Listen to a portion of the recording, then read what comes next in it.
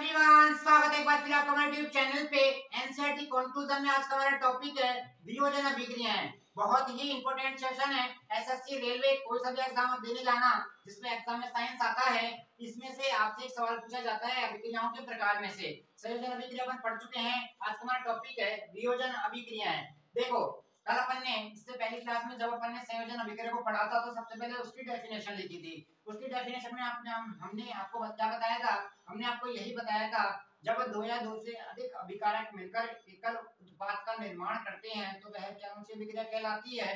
तो वह संयोजन अभिक्रिया कहलाती है। दोबारा सुनिए, जब दो या दो से अधिक अभिकारक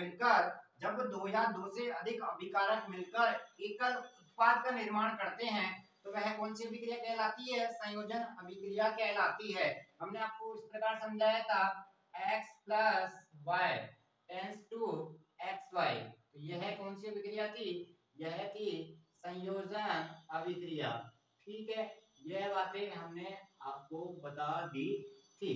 आज क्या होगा? आज अपन पढ़ने जा रहे हैं वियोजन। संयोजन मतलब क्या होता है? जुड़ना। संयोजन मतलब क्या होता है? जुड़ना। वियोजन मतलब क्या होता है? टूटना। वियोजन मतलब क्या होता है? टूटना। और अब कैसे कैसे टूटेंगे तो आइए देखो। जब एकल अभिकर्मक, लिखिए, जब कोई एकल अभिकर्मक एक या एक से अधिक उत्पाद में टूट जाता है, जब कोई एकल अभिकर्मक तो इसके डेफिनेशन लिखने का प्रयास कीजिए। जब कोई एकल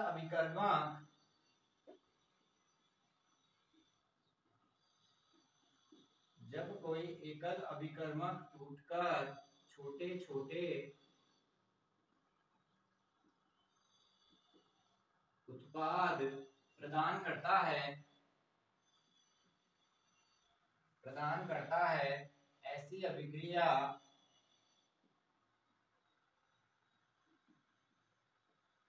वियोजन अभिक्रिया कहलाती है।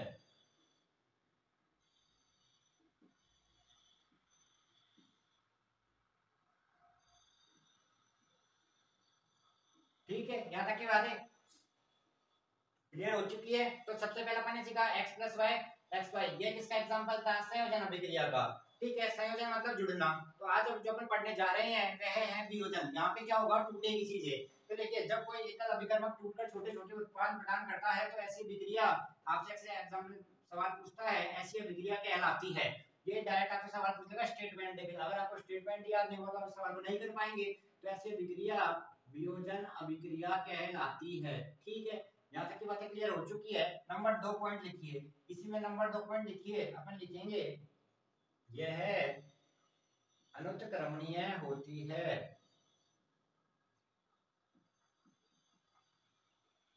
अनुत्क्रमणीय मतलब यह केवल एक दिशा में ही संपन्न होती है। यह केवल एक दिशा में ही संपन्न होती है। अब देखो, इससे आगे बढ़ते हैं, आगे समझने का प्रयास करते हैं। देखो, सामान्यतः यह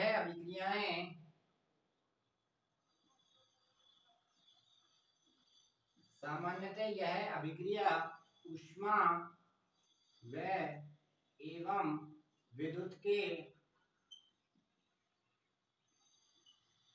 प्रभाव में संपन्न होती है।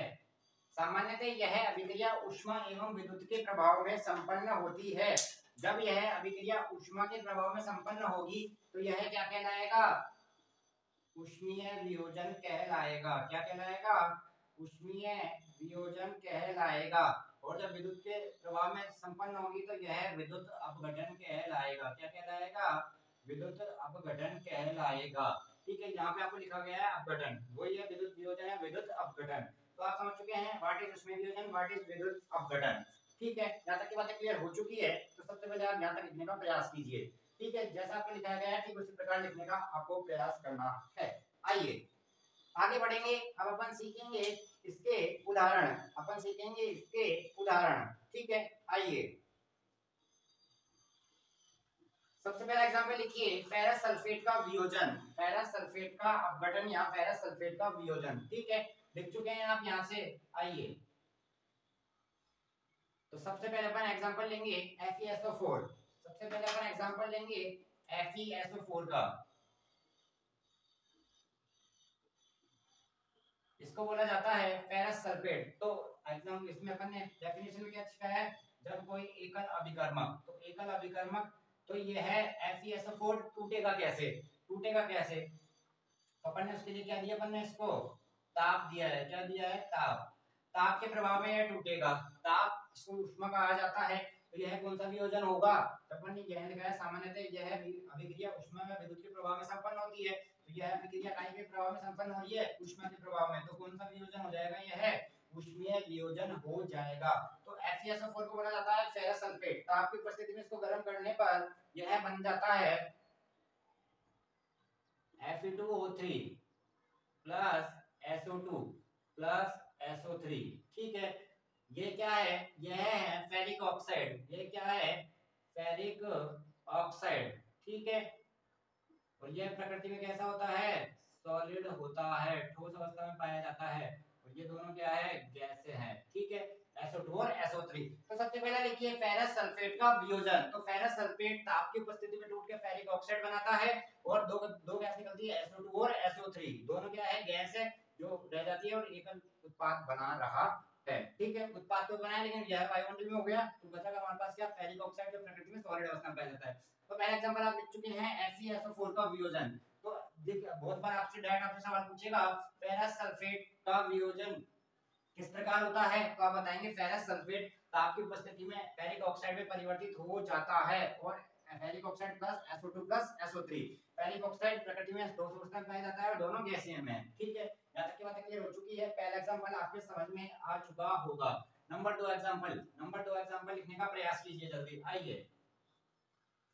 तो पहला एग्जांपल आप लोगों को समझ में आ चुका है, FeSO4 अर्थात फेरस सल्फेट का वियोजन। नंबर 2 एग्जांपल लिखिए, देखो कैल्शियम कार्बोनेट CaCO3, इसको जब अपन ताप हीट के देंगे तो यह काय में टूटेगा। यह सबसे इंपॉर्टेंट सवाल है, बहुत बार आपसे एग्जाम में पूछा जाता है। CaO प्लस CO2, इसको क्या बोलते हैं, इसको क्या बोलते हैं, तो बताइए जल्दी। कल आपको बहुत बार इस पे ज्ञान दिया गया था, बिना बुझा हुआ चूना, यह क्या है, कैल्शियम कार्बोनेट, यह क्या है, कैल्शियम कार्बोनेट। तो आपसे सवाल पूछेगा कैल्शियम कार्बोनेट को ताप ऊष्मा देने पे यह काय में परिवर्तित हो जाता है, बिना बुझा हुआ चूना प्लस CO2 गैस। ठीक है, यहां तक बातें क्लियर हो चुकी है। नंबर 3 बात, अब आप ऊष्मा वियोजन पे लिख चुके हैं, पॉइंट लिखने का प्रयास कीजिए। ऊष्मा के द्वारा की गई वियोजन अभिक्रिया को ऊष्मीय वियोजन कहा जाता है। आपको पहले बता चुके हैं, वैद्युत अपघटन और ऊष्मीय वियोजन। ठीक है, यहां तक की बातें क्लियर हो चुकी है। और एक एग्जांपल और लिखिए आप, लेड नाइट्रेट का PbNO2 का NO3 का होल ट्वाइस, PbNO3 का होल ट्वाइस, यह क्या है, इसको बोलते हैं लेड नाइट्रेट। और सबसे बेस्ट एग्जांपल है वियोजन अभिक्रिया का, बहुत बार आपसे पूछा जाता है। यह इसको वही ताप, यह lead oxide plus NO2 plus, तो देखिए यह PbO plus NO2 plus O2,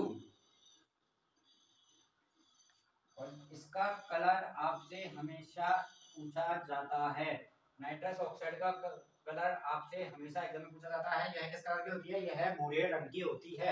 आपसे सवाल इस प्रकार पूछा जाता है, लेड नाइट्रेट का ताप की उपस्थिति में अभिक्रिया करना, लेड नाइट्रेट को ताप देने पर यह लेड ऑक्साइड और NO2 बनाता है। तो यह हमें यह कैसे पता लगेगा कि NO2 बन चुकी है, तो अपन बताएंगे भूरा रंग, NO2 गैस बन चुकी है। NO2 गैस हमें किस प्रमाण क्या है उसका, भूरा रंग। अगर देखो जब अभिक्रिया होगी तो भूरा रंग निकल जाएगा, तो वह किसका प्रमाण है, NO2 गैस का। बहुत बार आपसे एग्जाम में पूछा गया सवाल है। ठीक है, ये तीनों एग्जांपल वेरी वेरी इंपॉर्टेंट है। सबसे पहला फेरस सल्फेट का ताप की दिया करने, यह टूट गया, एकल अभिकर्मक कैल्शियम कार्बोनेट टूट के बुझा हुआ चूना, बिना बुझा हुआ चूना प्लस CO2 गैस, और लेड नाइट्रेट टूट के lead oxide plus NO2 plus O2। तो NO2 बनने के प्रमाण क्या है उसका, अब भूरा रंग आपको दिख जाएगा, तो आप समझ जाना वहां पे कौन सी गैस है, NO2 गैस है। ठीक है, यहां तक की बातें क्लियर हो चुकी है। आगे बढ़ते हैं, आइए आप देखो, तो वही डेफिनेशन पे चल रहा है ना अभी तक। एकल अभिकर्मक टूट के क्या है, विभिन्न उत्पाद बना रहा है। एकल अभिकर्मक टूट के क्या है, विभिन्न उत्पाद बना रहा है। अब आते हैं हमारे पास दो AgCl और AgBr। सूर्य का प्रकाश, यहां पे लिखिए आप सूर्य का प्रकाश,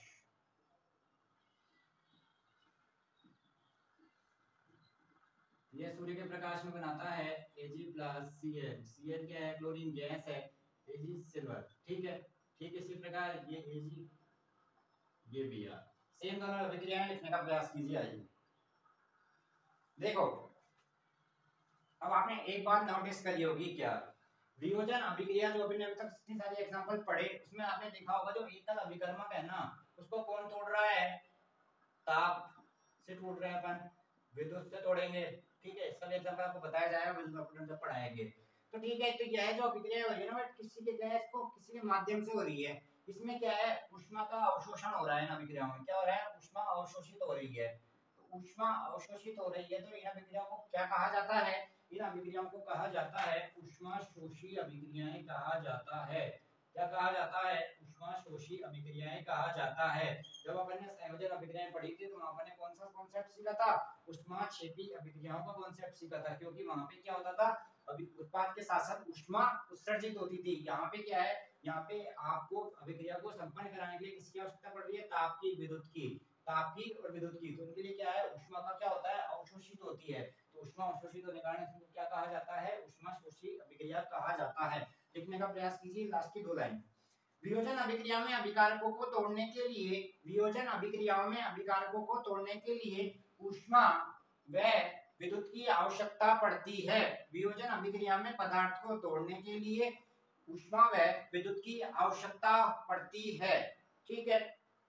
जिन अभिक्रियाओं में ऊर्जा अवशोषित होती है वह अभिक्रियाएं ऊष्माशोषी अभिक्रियाएं कहलाती है। तो अपन ने आज पूरा वियोजन अभिक्रिया को पढ़ा। सारे एग्जांपल आपको याद होने चाहिए। याद होना चाहिए कि फेरस सल्फेट Fe2O3 में टूटता है, कैल्शियम कार्बोनेट CO में टूटता है और PbNO3 का ऑल्टोएस PbO NO2 O2। NO2 से आपसे सवाल पूछा जाएगा, NO2 का परमाणु भूरा रंग है। फिर अपन ने AgCl और AgBr को पढ़ा, यह सूर्य के प्रकाश में टूट के Ag+Cl Ag+Br। इन अपन ने देखा इन सारी अभिक्रियाओं में क्या हो रहा है? हमें किसकी वियोजन अभिक्रिया को संपन्न कराने के लिए किसकी आवश्यकता पड़ रही है? ऊष्मा की आवश्यकता पड़ रही है, ताप की आवश्यकता पड़ रही है या विद्युत की आवश्यकता पड़ रही है। तो जब ऊष्मा में ऊष्मीय वियोजन, विद्युत में होगा तो विद्युत अपघटन कहलाएगा। इसमें क्या हो रहा है? ऊष्मा अवशोषित हो रही है तो ये कौन सी अभिक्रिया कहलाती है? ऊष्माशोषी अभिक्रिया कहलाती है। आज का सेशन आपको कैसा लगा हमें जरूर बताइए। कोई भी आपको कमी लगे आप कमेंट सेक्शन में खुल के कहिए। थैंक यू, धन्यवाद, नमस्कार।